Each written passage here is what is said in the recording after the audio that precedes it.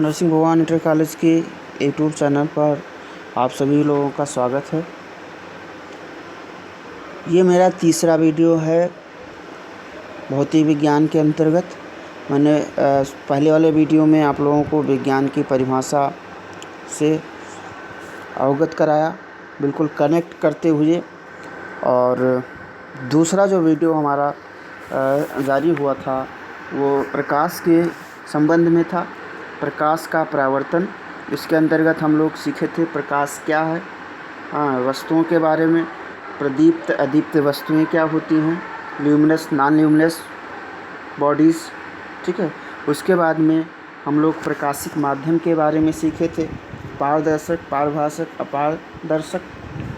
और फिर सीखे थे प्रकाश की किरण, जिसमें हम अभिसारी, अपसारी और समांतर जो है किरण पुंज के बारे में अध्ययन किए थे। प्रकाश के गुण के बारे में अध्ययन किए थे, प्रकाश का परावर्तन और प्रकाश के परावर्तन के नियम, इतनी चीज़ें हम सीखे थे। इस वीडियो में हम लोग गोलीय दर्पण के बारे में अध्ययन करेंगे ना। गोलीय दर्पण, स्फेरिकल मिरर। तो गोलीय दर्पण होता क्या है? एक गोला है, इस गोले को इस तरीके से काट देते हैं, बीचों बीच एक केंद्र होता है, ठीक है, काट देते हैं। तो जब इसको काटेंगे तो हमें दो इस तरीके से ऐसे मिलेगा, ये दो पार्ट मिलेगा, ठीक। एक ये देखिए, ये उभरा हुआ भाग है, ये जो इधर है ये उभरा हुआ भाग है। और इसी का इसे इधर अगर देखा जाए तो ये क्या है? धंसा हुआ भाग है, ये धंसा हुआ भाग है, ठीक। तो अगर हम उभरे हुए भाग को लाल पेंट कर देते हैं, जैसे हम लोगों के घरों में क्या होता है, दर्पण होता है, दर्पण का अगर फ्रेम निकाल करके देखें तो अंदर पीछे की तरफ पेंट होता है, लाल पेंट ऐसे, है ना। तो ये पेंट होता है और ये प्लेन होता है जिधर जो हम फेस यानी चेहरा देखते हैं, ठीक है। ऐसे अगर हम इस उभरे हुए भाग को लाल पेंट कर दें और ये जो धंसा हुआ भाग है ये इसको चमकीला रखें, इसी प्रकार से अगर हम धंसे हुए भाग को लाल पेंट करके उभरे हुए भाग को चमकीला रखें, इस भाग को चमकीला रखें, तो हमें दो तरीके से दर्पण प्राप्त हो जाएगा, दो तरीके से दर्पण प्राप्त हो जाएगा। तो इस तरीके से हम देखा जाए वो दोनों दर्पण कौन कौन है।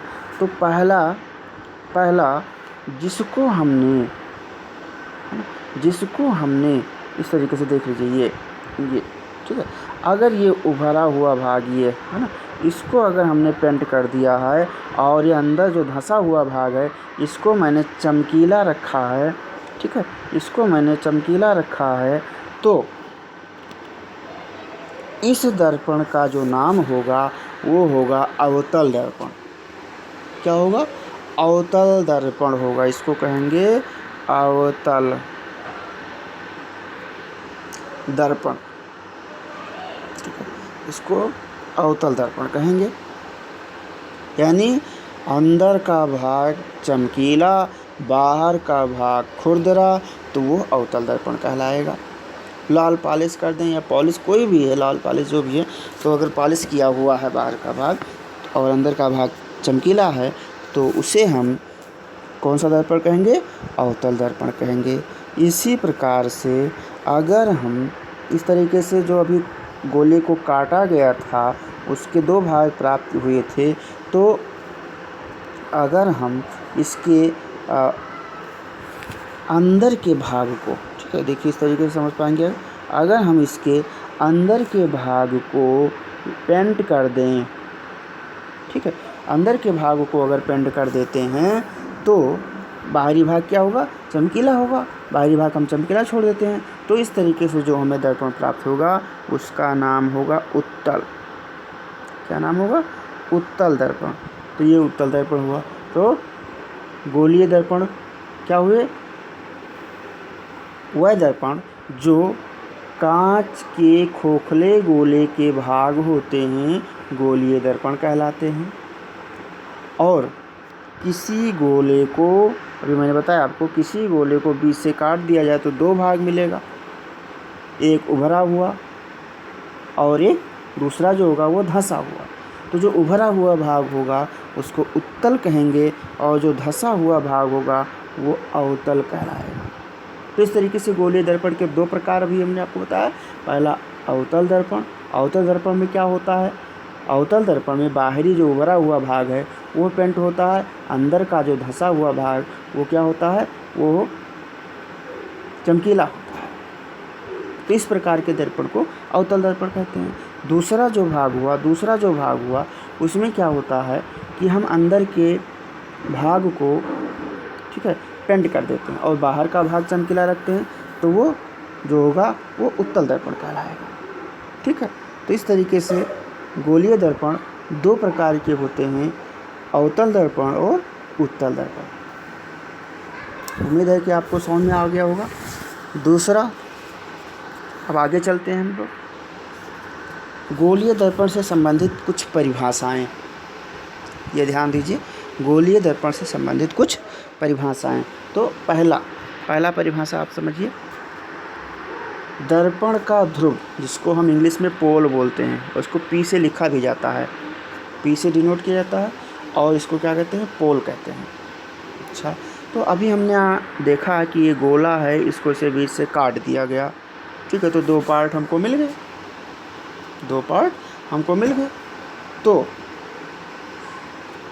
इन दोनों पार्ट में जैसे ऐसे इसे तो मिला। अब ये जो लाइन खींची गई है,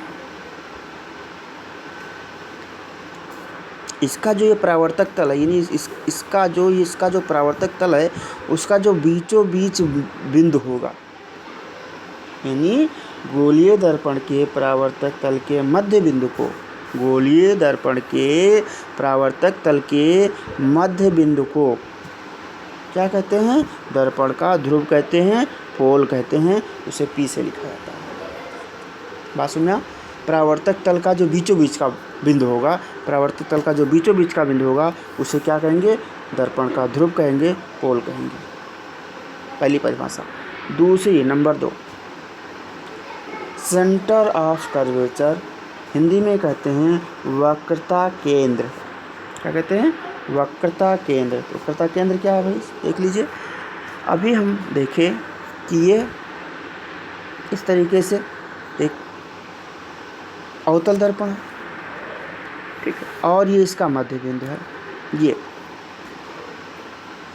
क्या है? मध्य बिंदु है। तो मध्य बिंदु से एक ये रेखा खींची गई, जिसको क्या कहते हैं? मुख्य अक्ष कहते हैं। ये क्या कहलाती है?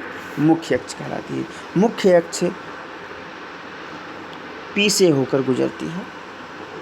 ठीक, तो सारी कहानी जो होगी वो पी से ही होगी। ध्यान दीजिएगा इस बात को।